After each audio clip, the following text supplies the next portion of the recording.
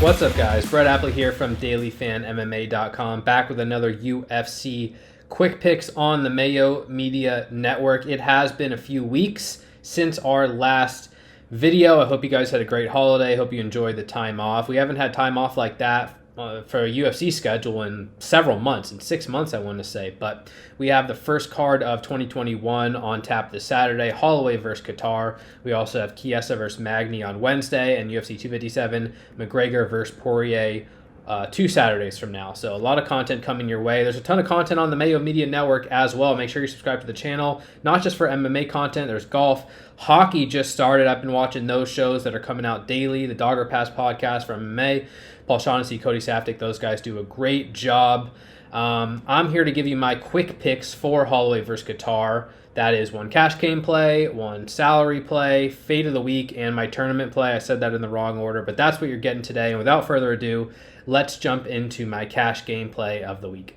All right, cash game play for Holloway versus Kattar for me is going to be Max Holloway at 8.9K. Before I dive into the reasons why, a quick follow-up from our last video. As always, we talk about both the good and the bad here on the channel, and we ended off 2020 with an absolute smash week.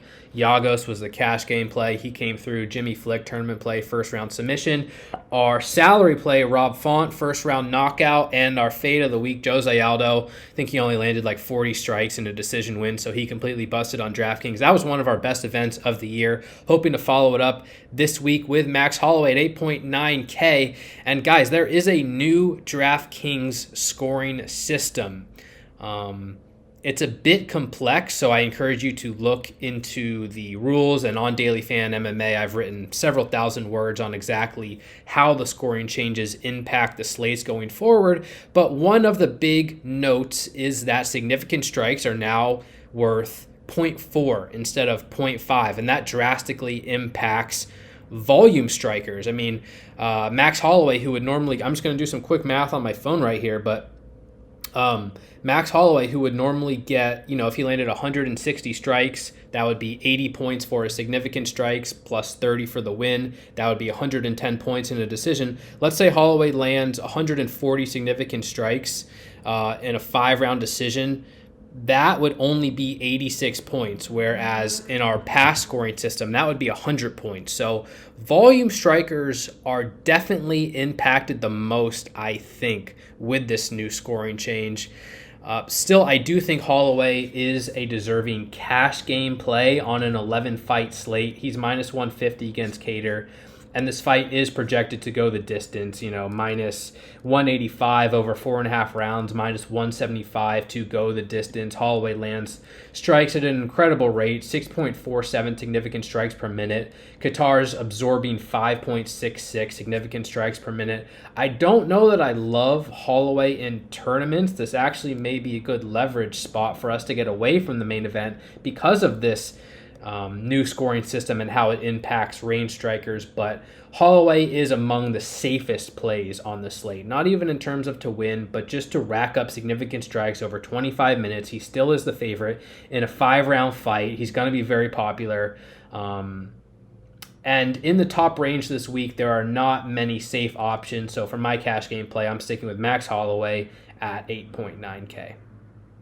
Okay, my tournament play of the week for Holloway versus Kattar is going to be Santiago Ponzinibbio at 9.3K. And he's not a standout for me. I think a lot of these fighters in the upper mid-range and the top tier are strong, high upside plays, but I am picking Ponzinibbio to win, and I think he has potential to win by knockout.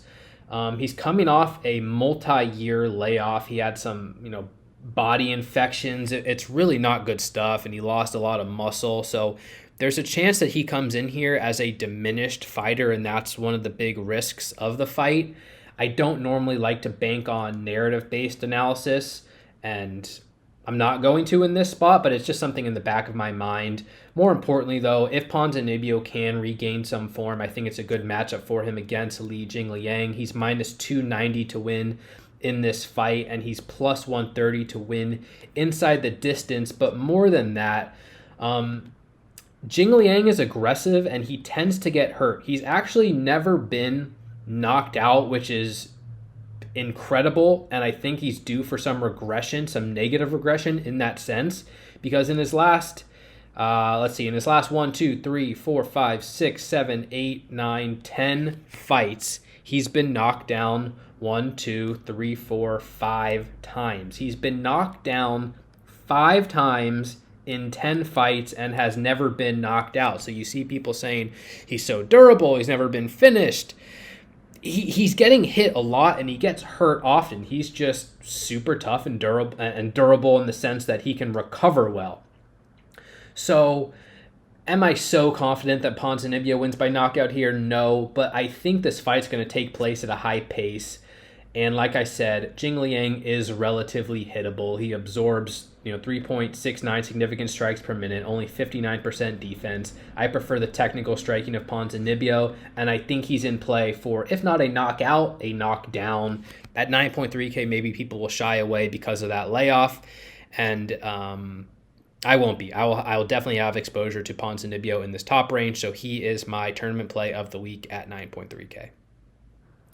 My salary play this week is going to be Nassourdine Imavov at 7.4K. And again, this is a tough matchup for him. Phil Hawes is a very physical, powerful fighter who has good wrestling in his tool bag. And I think Hawes is going to have some advantages early, but there is significant value on Imavov at 7.4K. His odds are trending in the right direction. He's only plus 110 to win this fight, and he's plus 230 to win the fight inside the distance. So 7.4K, you're getting a pretty strong value there at that number. And the other thing is, Phil Hawes, for what he excels at, being physical and powerful, we know the downside to that style is the cardio. And there is a reason why Phil Hawes is 9-2 professionally, and he's never won by decision. I don't even know that he's ever won in round 3. Don't think so. So almost all his victories are first round or second round finishes, 7 by knockout, 2 by submission. And he might go out there and KO Imavov cold in the first round. I think Hawes has upside as well, and I don't think he's a terrible tournament play. But the point being on Imavov, not only is he a value at 7.4K, but Hawes has a propensity to tire out and get finished. And again, it's no coincidence that of his losses, he's been knocked out and submitted. And not even by great competition. He was submitted by Luis Taylor in WSOF. He was knocked out by Julian Marquez on the Contender Series. And since then, he's rattled off 5 fights in a row, 5 victories in a row, coming off an 18-second knockout in the UFC. I really question whether this guy can fight for a hard 15 minutes. And if Imavov can survive the first round, I expect Hawes to get tired. I expect Imavov to have advantages at range. They call him the Russian sniper. I think he's a better precise striker at range than Hawes. And I think there's a pretty good chance that if Hawes can't get the finish early, that he's the one that's going to be on the canvas looking up at the lights before the final bell. So let me check. This fight is minus 245 to end inside the distance, so a pretty strong fight to target on DraftKings. Regardless of what side you're picking, I do think Imavov is a very strong value play at 7.4K, and he is my salary play of the week. Finally, my fade of the week is going to be Ramazan Emeev at 9.2K. Emeev is a sizable favorite here, minus 260 over David Zavada, but he's not a prolific fantasy scorer at all, even though I actually think the new scoring system helps him because it gets rid of advances, but it adds control time and it adds non-significant strikes. And Emeev, I was just looking through his numbers as I did my write-ups on Daily Fan MMA earlier, and he's fought, I think, 75 minutes of total cage time. He's had 20 minutes of control time in the UFC, and he's only advanced position 1 time. That is a horrendous ratio. I think he's only attempted 3 submissions in 20 minutes of control time. He's a good wrestler and grappler, but he's just not active enough. He lands 2.29 significant strikes per minute. Yeah, he'll land a couple takedowns, but he's shown he's not a threat to advanced position or win by submission. I think he's only,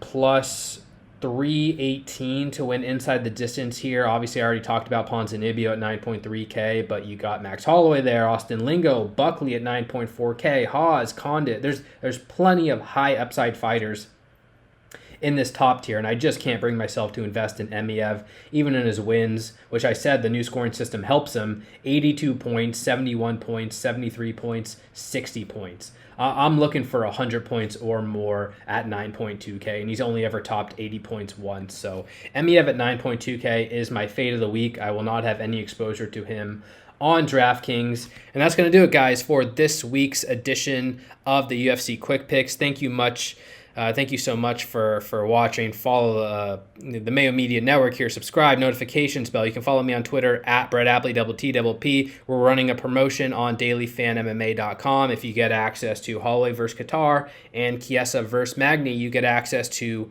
McGregor versus Poirier for free. You can find that promotion on my Twitter account, again, at Brett Appley, ~T. Let me know in the comment section below who your DraftKings play of the week is. Best of luck, guys. Glad to have UFC back here. A lot more action to come. Take care. Stay safe. We'll talk to you soon. Peace.